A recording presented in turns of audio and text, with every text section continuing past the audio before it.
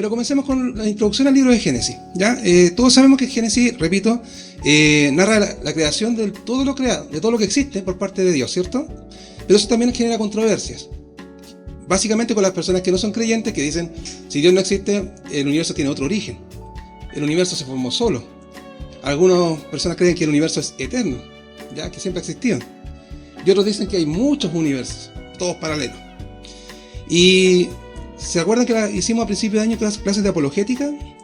Y hablamos, en general, hablábamos de que nada sale de la nada, ¿ya? Todo tiene un origen. Incluso el ser humano, ¿ya? También tiene un origen. Aunque algunos creen que descendemos del mono, pero estuvimos conversando respecto a cómo el ADN tiene límites y no permite cambios de especie, solamente adaptación. Entonces, la gran controversia que tiene el libro de Génesis es precisamente porque dice que existe Dios y que Dios creó todas las cosas. Bien, Génesis, cuando nosotros lo empezamos a leer, tenemos que partir de la base de que está dividido de forma natural. ¿En qué sentido? Que tiene capítulo 1 al 11, va a relatar la historia del universo y de todas las cosas creadas, y del capítulo 12 en adelante hasta el 50, nos cuenta la historia de Israel, y de los patriarcas, mejor dicho, de Abraham, de Isaac, Jacob, José. ¿Ya? Entonces, ¿qué tenemos ahí? Como dice el cuadrito, los primeros capítulos, que son los que vamos a estudiar hoy día vamos solamente con el capítulo 1, habla del origen de los cielos y la tierra. Después, más adelante vamos a hacer clases respecto al origen de los humanos y la caída de los humanos, ya en el pecado. Posteriormente, la maldad que empezó a abundar sobre la creación de Dios. La historia de Noé, que es como un reinicio, es como un nuevo Génesis, una nueva creación. Recuerden que cuando vino el diluvio, Dios dijo que iba a raer de sobre la faz de la tierra a toda criatura viva. Pero se iba a salvar una familia, la familia de Noé. Entonces como que hay un reinicio ahí. Después de Noé, nuevamente se tiene que poblar la tierra. Y a partir del capítulo 12, como les comentaba, está la historia de Abraham, cuando Abraham se encontró con Melquisedec, cuando fue a rescatar a su sobrino Lot, el pacto que Dios hizo con Abraham, básicamente, que es donde vamos a terminar Génesis este año. Entonces, cuando nosotros empezamos a estudiar Génesis, nos preguntamos, porque yo creo que nos preguntamos, ¿esto que estoy leyendo lo tengo que entender como que es algo científico o solamente una enseñanza ética? ¿Esta historia que cuenta Génesis de la creación es una historia fantástica, un mito? ¿O está hablando cosas que realmente ocurrieron? ¿Esto está en prosa, está en poesía? ¿Tiene un mensaje teológico o es solamente una narración histórica? ¿Lo tengo que entender literal o de manera figurada? Me imagino que se lo han preguntado alguna vez, ¿no? Porque de eso va, que uno lea Génesis 1 y diga, yo creo esto así tal cual como está escrito, palabra por palabra, y otras personas dicen, no, esto tiene que ser interpretado porque este es el lenguaje figurado, o es una poesía, ya. Y las dudas, para los que no son creyentes, uno se las acepta, porque en el fondo cuesta creer, por ejemplo, en un relato que dice que es histórico, que narra el origen de las cosas, como de repente nos dice que hay una serpiente que habla. Entonces los que no creen dicen, esto es una fábula, porque en las fábulas los animales hablan, ¿ya? Pero nosotros sabemos que es posible porque existe un reino espiritual y existen los demonios, y cierto demonio en particular que es adversario de Dios.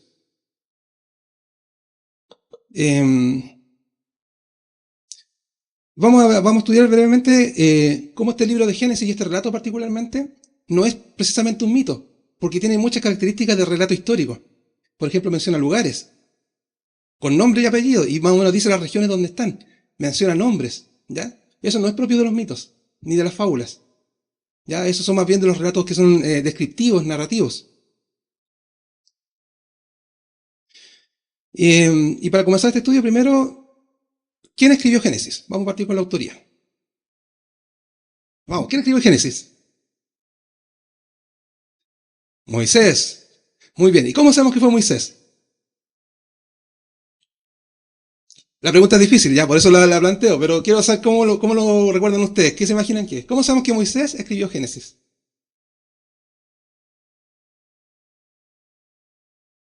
Tradición oral, dijeron por acá, o sea, a Moisés se lo contaron, ¿cierto?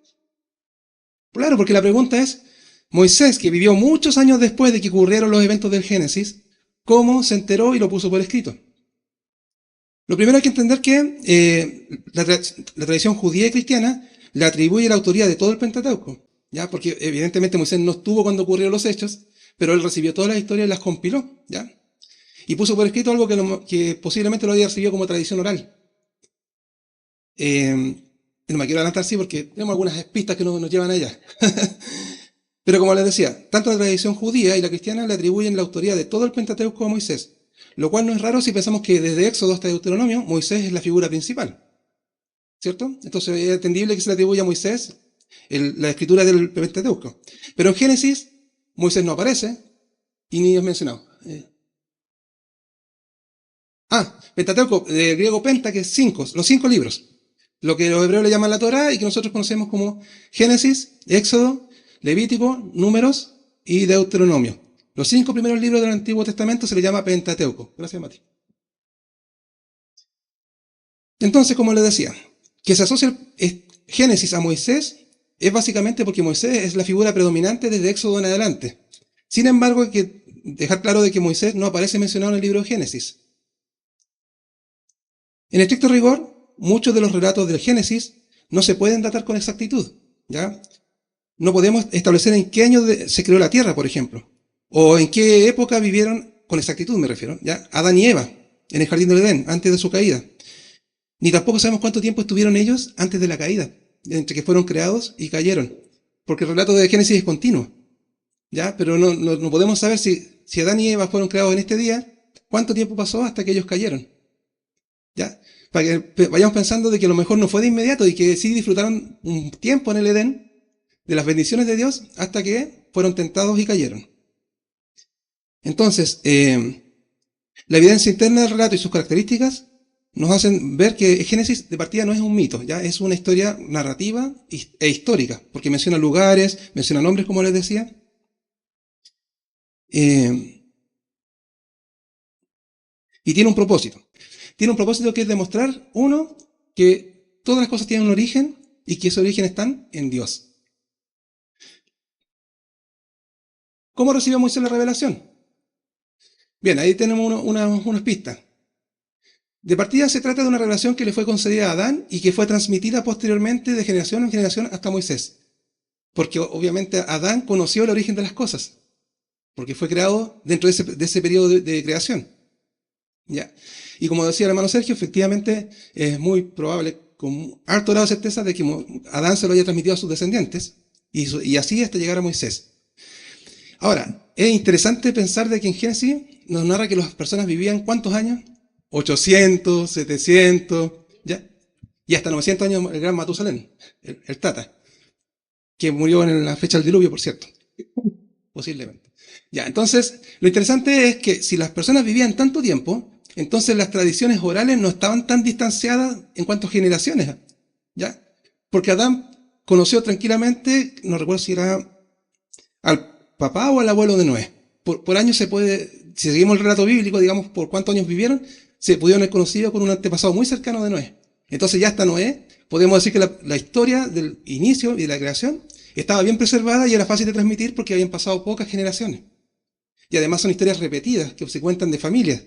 Y las saben todos los hijos y los nietos y los bisnietos.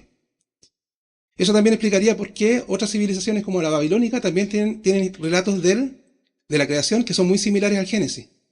Porque al final son historias conocidas por todos que tienen un origen común. Entonces, como les decía, Moisés recibió una revelación que le fue transmitida desde Adán. Además, la otra opción es que Dios se lo haya revelado a Moisés por medio de una visión. Esta otra interpretación de cómo entró Moisés. De que los 6 o 7 días son en realidad 7 visiones que tuvo Moisés. Y la tercera opción es simplemente inspiración. Así como Dios inspiró a los autores sagrados y les puso en su mente lo que debían poner por escrito, así también pudo haber sido con Moisés. ¿Cómo sabemos que lo que recibió Moisés es verdad y es cierto? Lo que fue escrito en Génesis. Básicamente porque el mismo Señor Jesús lo validó. Aquí en Marcos 12, 29, 31 dice que Jesús respondió, el primer mandamiento de todo es, oye Israel, el Señor nuestro Dios, el Señor uno es. Y amarás al Señor tu Dios con todo tu corazón, y con toda tu alma, y con toda tu mente, y con todas tus fuerzas. Este es el principal mandamiento, y el segundo semejante. Amarás a tu prójimo como a ti mismo, y no hay otro mandamiento mayor que estos. Jesús estaba validando Deuteronomio con este pasaje. Lo está citando y está diciendo que es verdad. Y con estos pasajes uno va viendo que La canonicidad, o sea, la aceptación como palabra inspirada de Dios de la ley, de los 5 primeros libros, tiene que ver con que fue escrito por Moisés y que Jesús avaló lo que Moisés dijo. En Hechos de los Apóstoles 28-23, sobre Pablo se dice que vinieron a Pablo un día muchas personas a la posada, a los cuales Pablo les declaraba y les testificaba el reino de Dios desde la mañana hasta la tarde, cuando él estaba, digamos, medio preso, persuadiéndoles acerca de Jesús, tanto por la ley de Moisés como por los profetas. Entonces los apóstoles también validaron que lo que estaba escrito en la ley estaba inspirado por Dios, ¿ya? Y eso incluiría a Génesis. Bien, este capítulo 1 que vamos a estudiar hoy día, ¿ya? Nos recuerda varias cosas. Una, nos enseña que existe un solo Dios. Génesis, escrito en un periodo cuando existían otras religiones y otras civilizaciones que eran politeístas. Solo Israel creía en un solo Dios. Todas las demás civilizaciones creían que existían muchos dioses. Génesis nos enseña que Dios creó el universo en 6 días y dejó de crear al séptimo. Y después vamos a ver por qué es importante ese detalle. Génesis nos enseña que Dios habla y llama a todas las cosas a existencia. O sea, el poder de Dios pues por su voluntad y por la expresión de su poder. Él manifestó que quiero que sea esto y las cosas ocurren. En cambio, en las religiones paganas, los dioses actúan sobre cosas que ya existen, materia ya creada, y ellos las moldean y las transforman y crean las cosas que uno conoce. Entonces, esto distancia a Génesis del resto de los relatos de creación de las otras religiones. Lo diferencia. Génesis nos enseña que Dios, además, aprueba su creación, ¿ya? Y le da nombre. Porque Dios encuentra que las cosas que Él hace están bien hechas, las llama buenas, y dice, esto llamaré día, esto llamaré noche. Esto es la tierra y esto es el mar. Dios lo designa. Y finalmente, también Génesis nos está enseñando que los actos creativos ocurrieron en periodos de 24 horas. Y aquí vamos a la primera complicación que hay en la interpretación de Génesis 1. ¿Qué entendemos por día? ¿Ya? Básicamente porque hay un conflicto respecto a cuánto tiempo tiene la Tierra de existencia. Existen gente que dice que la Tierra existe por millones de años. Y existen personas que somos creyentes y pensamos, pero si Dios creó todo en 6 días. Y si voy por el relato bíblico, la Tierra debería tener más o menos 6.000 años. 4.000 años del Antiguo Testamento, más los 2.000 hasta ahora. 6.000 años. Entonces ahí claramente tenemos un contraste para saber si cuando Génesis habla de que las cosas fueron en un día, se refería a un día literal de 24 horas, o más bien un tema simbólico. Y aquí vamos a partir con la primera división de opiniones. Hay gente que le llamamos creacionistas de la Tierra joven, que entienden literalmente el texto de Génesis 1, ¿ya? Y estiman de que todas las cosas que hizo Dios las hizo en periodos de 24 horas. Los argumentos. Básicamente los días en Génesis 1 se enumeran de manera consecutiva y siempre dice una tarde y una mañana, que es característica de una jornada de 24 horas, tarde y mañana. En la Tierra. Exactamente. Claro, exactamente, en nuestra Tierra. Éxodo 28 al 11 nos habla de que existe una semana literal, ya cuando Dios le ordena a los judíos, a los israelitas mejor dicho, ya que tengan una semana de 6 días de trabajo y dediquen el séptimo al Señor, porque así también fue hecho en la creación, dice Éxodo, ¿ya?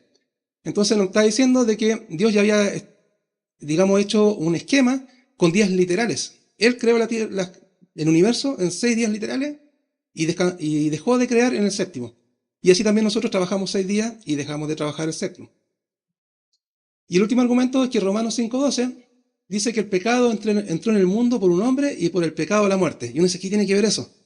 Bien, lo que pasa es que antes de la creación no debería haber existido pecado. O sea, ni muerte, perdón, muerte. No tendría que haber muerto nadie antes de la creación que relata Génesis.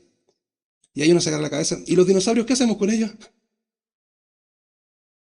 ¿Ya? Pero este es un argumento de que los creacionistas de la Tierra joven, que entienden literalmente el relato de Génesis, dicen que Dios lo creó en 6 jornadas, dejó de crear la séptima, y por lo tanto, como el pecado no había ocurrido todavía, no había muerte. Y los animales murieron después de esta creación. ¿Se entiende? ¿Sí? Ya, esa es una postura. Vamos con la otra. Creacionismo de la Tierra antigua. Ellos interpretan de que estos días que habla la creación en Génesis 1 simbolizan cada día una edad o un periodo de tiempo indeterminado, amplio. ¿Por qué? Porque la palabra yom, que se traduce día, tiene distintas interpretaciones dependiendo del contexto. Porque ese tema tiene el lenguaje hebreo. No es como el español que tenemos una palabra para cada cosa. En el hebreo las palabras de su significado se traduce dependiendo del contexto. Y a veces puede llegar al punto de que hay palabras que se traducen de manera como antónimos, dependiendo del contexto. No traje el ejemplo ahora, pero recuerdo uno en Job, donde hay una palabra que se puede traducir como maldición o como bendición, dependiendo del contexto. Entonces, así para nosotros nos resulta ambiguo el hebreo, pero fue la voluntad de Dios revelarse en ese lenguaje. Así que hay que asumir las dificultades que puede tener la interpretación. Y como les decía, este creacionismo de la Tierra antigua, que cree que la Tierra sí tiene muchos años, muchos millones de años, se basa en que, por ejemplo, Yom, que se traduce día, se ocupa de distintas maneras en el mismo relato de Génesis. Por ejemplo, en el capítulo 2, versículo 4, se habla de que en el día en que Jehová Dios hizo los cielos y la tierra. Y resulta que Jehová Dios no lo hizo en un día, lo hizo en 6 a lo menos, no en 1, sino que en 6. El segundo argumento es que cuando dice que Dios descansó en el séptimo día, no es que Dios estuviera cansado, simplemente dejó de crear, ya cesó su trabajo. El séptimo día no dice que tenga ni tarde ni mañana.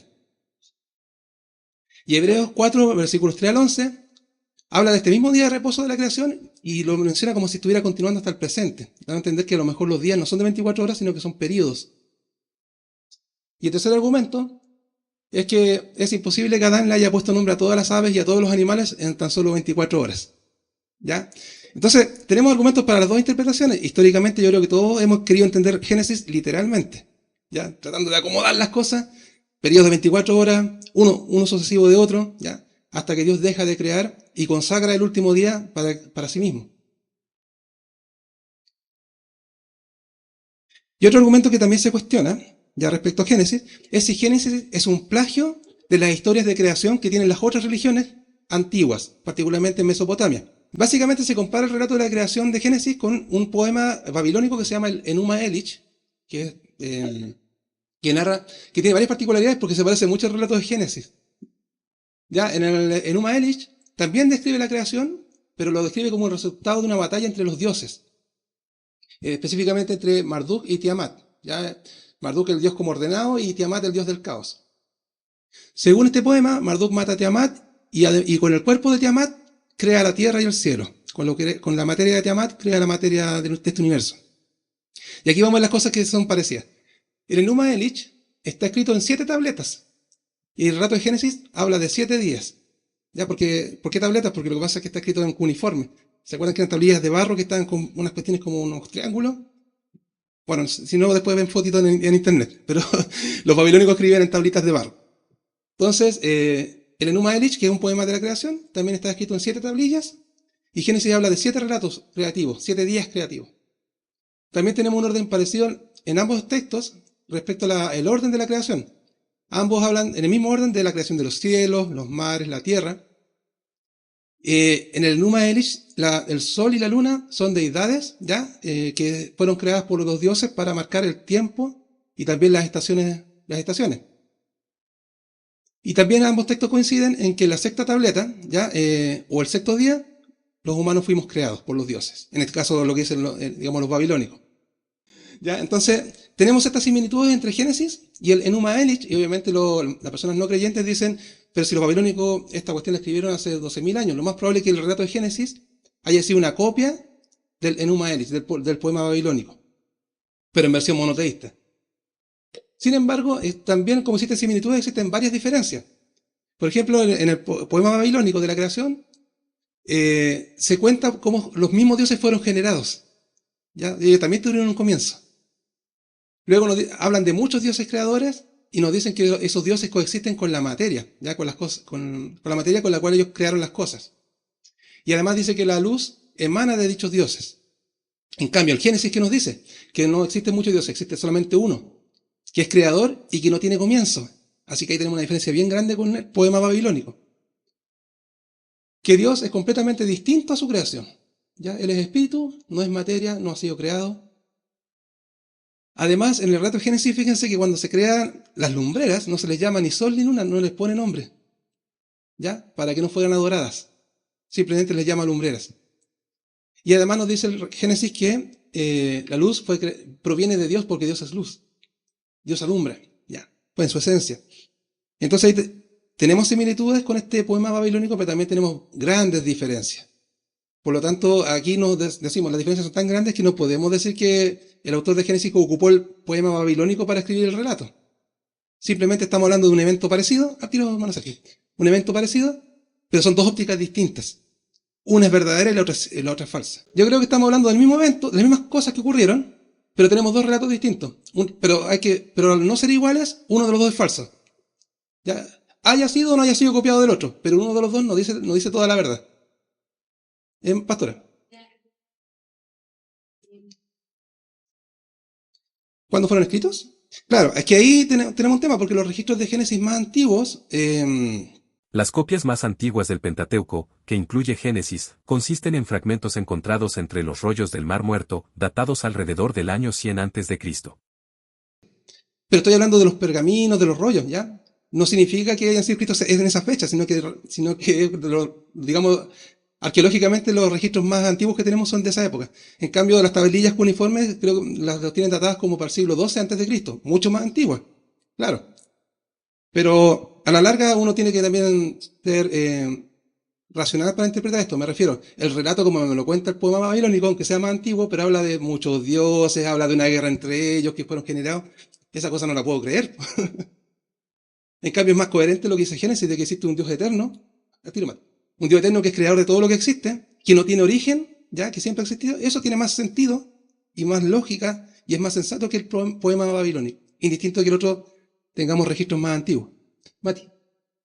Sí, que igual hay que entender que casi todo pueblo, nación, tribu, trata de darle una explicación al origen y muchos son más poéticos, más de lo que se les ocurre en el momento, y eso no impide que el origen verdadero haya pasado cuando pasó. Entonces es como que independiente que hayan textos más antiguos o que uno se parezca al otro, como si la Tierra se creó y todo lo que conocemos fue creado de alguna manera y posteriormente lo tenemos registrado. No invalida la temporalidad de ese hecho. No es como que si se encuentra algo pasado, que otra tribu pensó también en que el orden debiera ser primero la luz y después otras cosas, invalida el origen de Génesis. Ya, entonces, como decía el Mati, efectivamente estas cosas ocurrieron. Hubo una creación. Y como hubo una creación, todas las civilizaciones antiguas, da lo mismo de la edad que aparecieron o que son conocidas, sus relatos escritos, todos escribieron acerca de la creación y se parecen. Porque las cosas ocurrieron, ¿ya? Ahora, ¿se tergiversaron? Claro, como ayer los jóvenes hicieron un juego de... ¿Cómo era? Como el teléfono. Y las historias se van corrompiendo a medida que van pasando de una boca en otra. Así pueden haber diferencias, ¿ya? Por eso a lo mejor hay que entender por qué el Enuma Elish no es igual que el relato de Génesis. Pero, reitero, lo importante es que podemos confiar de que el relato de Génesis es muy coherente, ¿ya? Y por lo mismo se ve mucho más sensato creer en el relato de Génesis más que en el relato babilónico. Bien, avancemos entonces. La creación. Vamos con este texto que habíamos estudiado hoy día. Génesis 1, versículos 1 y 2. Ya en el principio creó Dios los cielos y la tierra, ¿cierto? La tierra estaba desordenada y vacía, y las tinieblas estaban sobre la faz del abismo, y el Espíritu de Dios se movía sobre la faz de las aguas, que fue lo que estaba preguntando y adelantándonos nuestra hermana Débora. Vamos a partir con el primer gran problema. Bereshit, el hebreo, que se traduce en el principio, pero lo correcto es sin el artículo. Debería ser en principio o al principio. Ya, porque es la traducción literal. Y ahí viene el primer problema, porque cuando Génesis dice en principio, ¿a qué principio se está refiriendo? ¿Al principio de esta tierra? ¿O en principio de todas las cosas cuando Dios creó los espíritus angelicales, por ejemplo? Y el cielo, porque hay que reconocer que los ángeles existen antes que nosotros. De hecho, antes que cayera Adán, cayó Lucifer. ¿Cierto? Entonces hay una creación anterior. Entonces, ya el primer dilema es entender este principio cuando dice que Dios creó los cielos y la tierra. ¿Se está refiriendo a este cielo y a esta tierra? ¿O al cielo y una tierra donde vivían los ángeles, por ejemplo? Que es la creación anterior. Entonces, como les decía, los eruditos debaten respecto de la correcta forma de traducir esta frase, si es en el principio, cuando creó Dios los cielos, y a qué se refiere. Tenemos que entender que hay dos posibilidades. Les decía, o en principio Dios creó este cielo y esta tierra, o existió una creación de un cielo y una tierra anterior a este. Luego dice el versículo 2, y la tierra estaba desordenada y vacía, y las tinieblas estaban sobre el abismo, y el Espíritu de Dios se movía sobre la faz de las aguas. Aquí hay otro debate, ¿ya? ¿Dios creó la tierra desordenada y vacía? ¿Ya? ¿O la tierra se volvió desordenada y vacía? Por un motivo que no nos dice Génesis.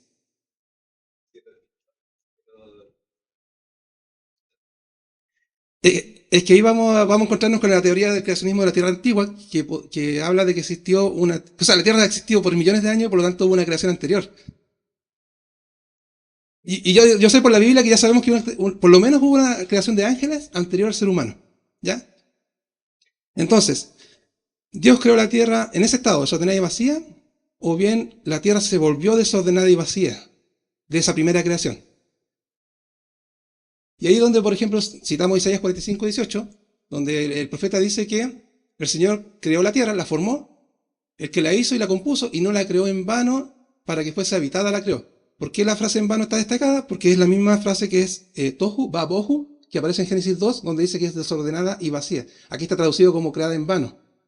Pero la misma frase es, no la creó ni desordenada ni vacía. Y Jeremías, fíjense, este pasaje es interesante porque Jeremías está haciendo una profecía contra Judá por causa de su maldad, pero usa la misma frase que está en Génesis 2. Jeremías le dice a Judá, dice, miré a la tierra y aquí que estaba asolada y vacía, o desordenada y vacía, ¿ya? A los cielos y no había en ellos luz. Entonces algún intérprete, entre los que me sumo, pensamos de que la condición de estar asolado y vacío o desordenado y vacío es resultado de un juicio divino. Porque esta es una profecía que dice que en esa visión veía la tierra de Judá desordenada y vacía por causa obviamente de la reprimenda de Dios por sus pecados. Y aquí es donde entramos al dilema. ¿Será que en ese tiempo, en esa creación previa a Adán y Eva, existieron los dinosaurios? ¿Y ahí murieron? Por eso vamos a ver qué es lo que dice la Biblia respecto a los dinosaurios.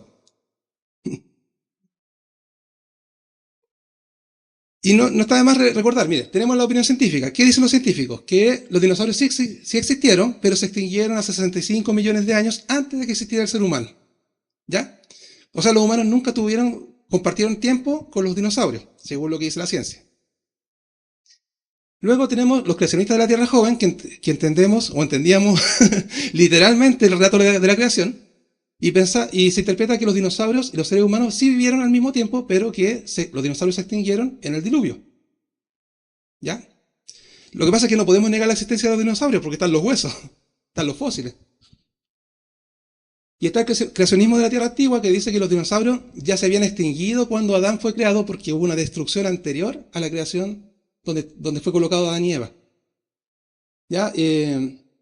Entonces, por ahí podría estar la explicación de si ese primer cielo que Dios creó no era este cielo, sino que más bien es una creación anterior. Estoy todo en el ámbito de las teorías, hermanos, por si acaso, solo para que las conozca.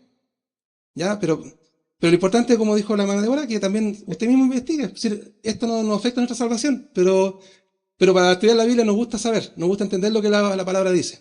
¿Ya? Aunque a veces hay cosas que no tengan que ver con la salvación necesariamente. ¿Y cuáles son las tres teorías? Algo la hemos conversado. La primera es la teoría de la brecha, ¿ya? Que significa, que es la que le estaba explicando recién, que al haberse arruinado por el juicio de Dios la primera creación, quedó en estado de desolada y vacía. ¿Ya? Y a partir del versículo 3 se nos relata que cuando Dios dijo, sea la luz, nuevamente, una renovación de esta creación que fue desolada y vacía por causa de los juicios divinos. ¿Cuál sería el motivo? Muy probablemente la rebelión angelical. Entonces, bajo esta teoría de la brecha, que separa el versículo 1 del versículo 2 de Génesis, dice que hay un periodo de tiempo y una situación que pasó ahí y que ocasionó la destrucción de la tierra. ¿Ya? Se traduce a Hebreos 11.3, que es katertistai, no como crear, sino como de restaurar, o sea, volver a ordenar. Entonces, así Hebreos 11.3 debería quedar como, por la fe entendemos haber sido restaurado el universo por la palabra de Dios. De modo que lo que se ve ahora fue hecho de lo que no se veía, porque la tierra estaba sin forma, vacía, ¿ya? Y hasta el tema del Espíritu de Dios tiene una controversia, de ahí se lo voy a explicar. Otra interpretación para estos versículos 1 y 2 es que el versículo 1 es solamente el título. en el principio creó Dios los cielos y la tierra, ese es el gran título. Y de ahí para abajo empieza a contar. Primero las cosas estaban desordenadas y vacías, pero Dios ahora le va a dar orden. A partir del versículo 3. Y la tercera interpretación, que es la tradicional, propone que la redacción de estos versículos es solo un preámbulo de los 6 días de creación y que lo que está narrando básicamente es el estado caótico de la tierra antes del día 1, o sea, un instante antes de que comenzara la creación y Dios dijera, sea la luz. Y la tierra quedó desordenada y vacía y rodeada de oscuridad, no había luz. Sobre una creación que está inundada. El abismo se refiere, siempre el abismo se refiere a las fosas submarinas, donde el Espíritu de Dios, que es otro punto porque el ruaj, ya, que significa literalmente viento, se traduce espíritu muchas veces, depende del contexto, ¿ya? Pero por ejemplo, no recuerdo, creo que la Biblia de Jerusalén traduce como el viento de Dios. Soplaba sobre esta tierra que estaba desordenada, vacía, envuelta en tinieblas y más encima inundada. Entonces, vamos a alcanzar a ver lo que podamos hoy día. Relato mnemotécnico. La mnemotecnia consiste en figuras y formas de redacción para ayudar a memorizar las cosas. Y el relato de Génesis también tiene una estructura mnemotécnica que ayuda a memorizar. ¿Cómo? Los días se separan en 2 grupos. Los primeros 3 días hablan de la creación de un ambiente para que exista la vida. Ya la tierra que era estéril, ahora produce vegetación. Necesitaba luz, necesitaba que el mar se aprisionara en una parte y surgiera la tierra fértil, ya subiera a la tierra. Necesitaba que se formara una atmósfera donde pudiera vivir la vida. Ya todas estas cosas pasaron los primeros 3 días. Y del día 4 en adelante empezó a aparecer la vida. Y, claro, inundan la tierra, la creación con la vida, tanto los cielos y la tierra. Y otra forma de recordarlo es que van pareados. El día 1 con el día 4 habla acerca de la aparición de la luz, ¿ya? Y en el día 4 habla de los portadores de la luz, las luminarias. O sea, cómo la luz se preserva. El día 2 y 5 habla acerca de que los cielos y las aguas van a tener vida. En el caso del día 2, se separa, se crea la atmósfera y las aguas quedan abajo en el mar y las aguas que están sobre la atmósfera, el cielo, las nubes, ¿ya? Se prepara el ambiente para que después, en el día 5, Dios le ordene al mar que produzca vida. Y en el día 3 y 6, que es la otra parejita, la tierra empieza a producir alimento, ¿ya? Porque aunque no lo crean, Génesis dice explícitamente que los vegetales eran el alimento para los humanos y para los animales y para todo ser vivo. O sea, nosotros no deberíamos ser carnívoros. Pero somos carnívoros porque se introdujo el pecado y con él la muerte, ¿ya? Pero el propósito de Dios era que eran los vegetales el alimento para todo ser vivo. ¿Por qué Dios se demoró 6 días y no lo hizo todo de inmediato? Porque quería darnos un modelo de cómo debe trabajar el hombre. Fíjense que en Deuteronomio 5:12 dice, versículo 13, lo que está en negrita. Dios le dice a Israel, 6 días trabajarás y harás toda tu obra, más al 7º día es consagrado al Señor. ¿Ya? Como dice al final, para que descanse tu siervo y tu sierva como tú. ¿Ya? Para que el hombre entendiera desde el día 1 que no tiene que matarse por sobrevivir, sino que también tiene que descansar y consagrar tiempo a Dios. Amén, ¿cierto? Y esto lo ratifica el Señor Jesús dice en Marcos 2:27, porque el día de reposo, ese día 7º, fue hecho por causa nuestra. ¿Ya? Entonces, para que nosotros obviamente descansemos y para que lo consagremos al Señor, en gratitud. Por eso Dios lo hizo todo en 6 días y el 7º dejó de crear, pero santificó ese día. O sea, lo consagró para Él. Es un día para darle gracias y para descansar.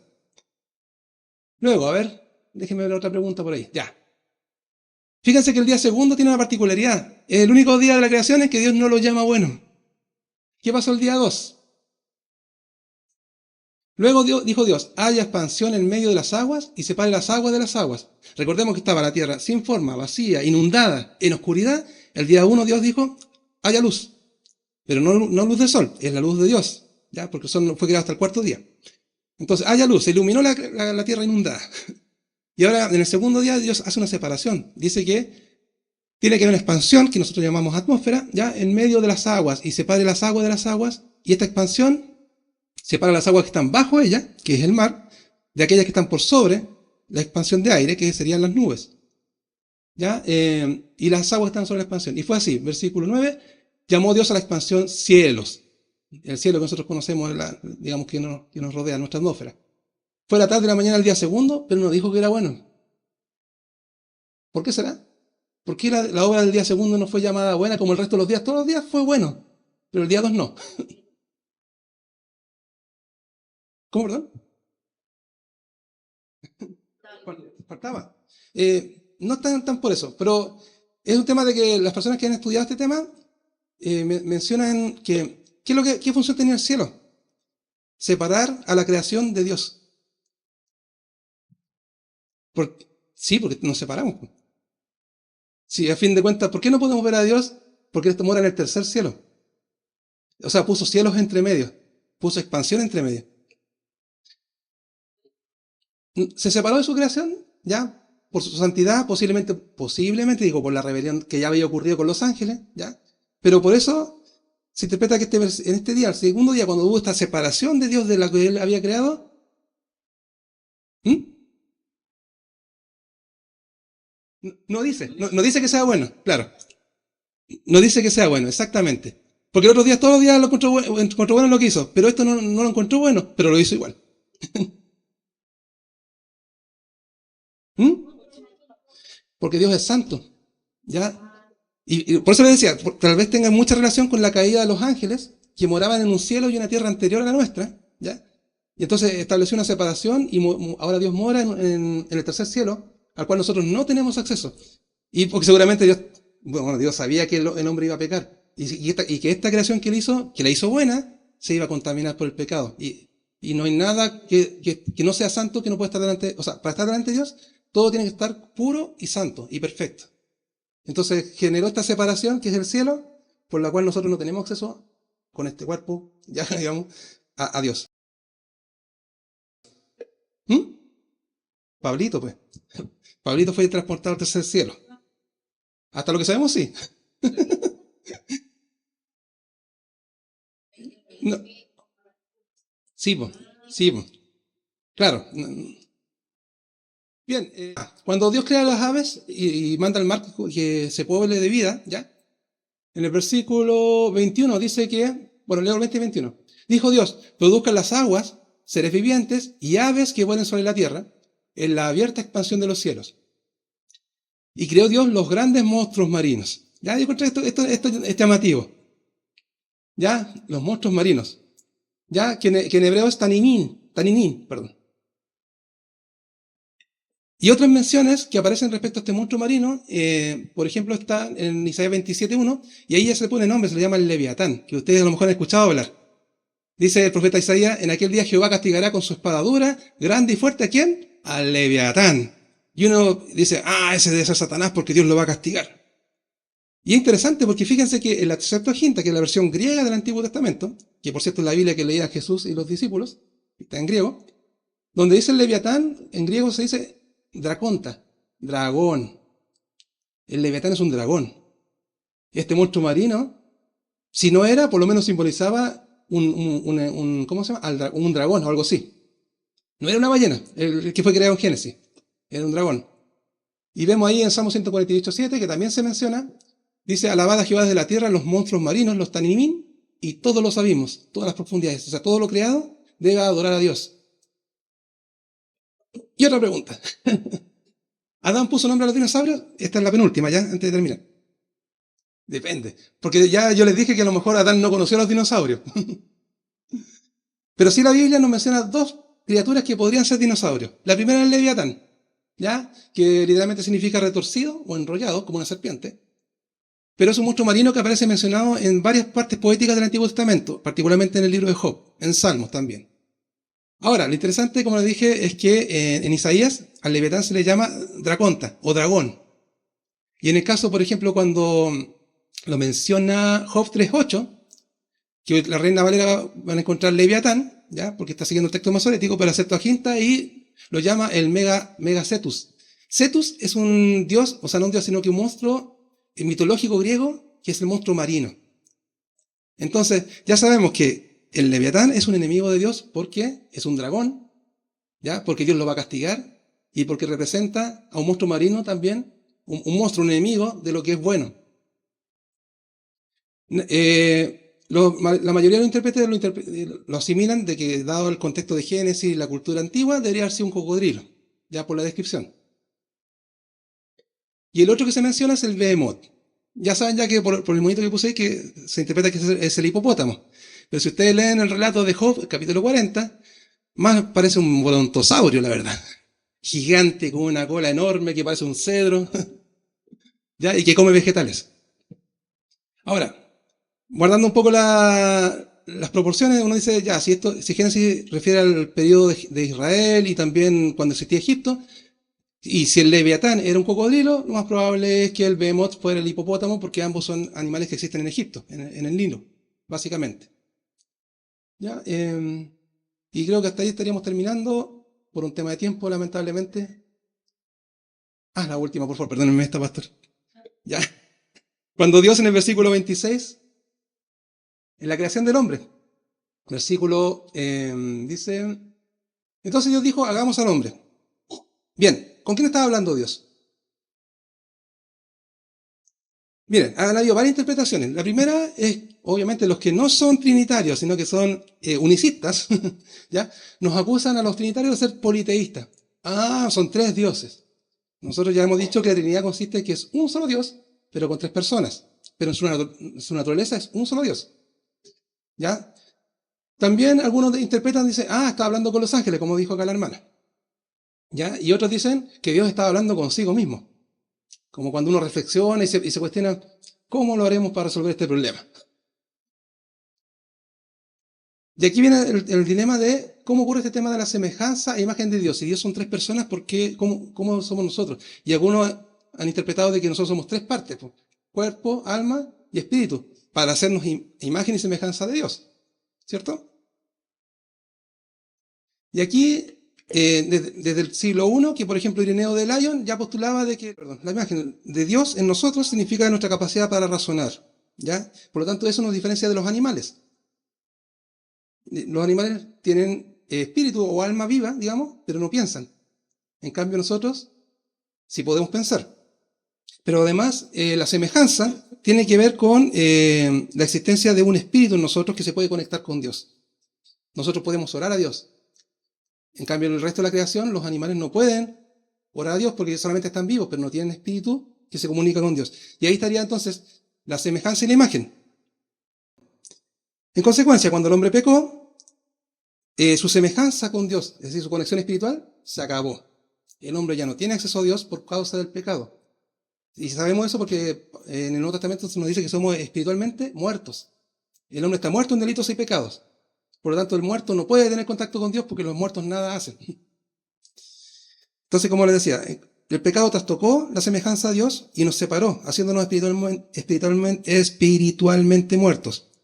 Pero el pecado no afectó la imagen que tenemos, ya que nosotros seguimos teniendo la capacidad de razonar. Los reformadores abandonaron un poco esta opinión por falta de apoyo de la Biblia, ¿ya? Y asumieron que la imagen y la semejanza corresponden a un mismo concepto que se llama que somos imagen de Dios. Y esta imagen de Dios es netamente de tipo espiritual. En consecuencia, la imagen de Dios en el ser humano fue dañada por causa del pecado. ¿Pero cómo se resuelve? Porque en Cristo nosotros nos revestimos de un nuevo hombre, de una nueva naturaleza, la cual es conforme a la imagen del que lo creó y se va renovando hasta el conocimiento pleno. Entonces ahí viene el respaldo teológico de que la imagen de Dios por causa del pecado se pierde.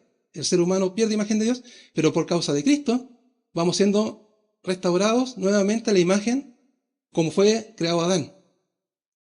2 Corintios 3:18 nos dice Pablo, respecto a todos nosotros, mirando cara a cara descubierta, como un espejo la gloria del Señor, somos transformados de gloria en gloria en la misma imagen, como por el Espíritu del Señor. Entonces es el conocimiento de Cristo el que restaura nuestra imagen de Dios, ya como la tenía Adán. Ya hermanos, perdón por el tiempo, Dios les bendiga mucho y nos vemos el próximo domingo.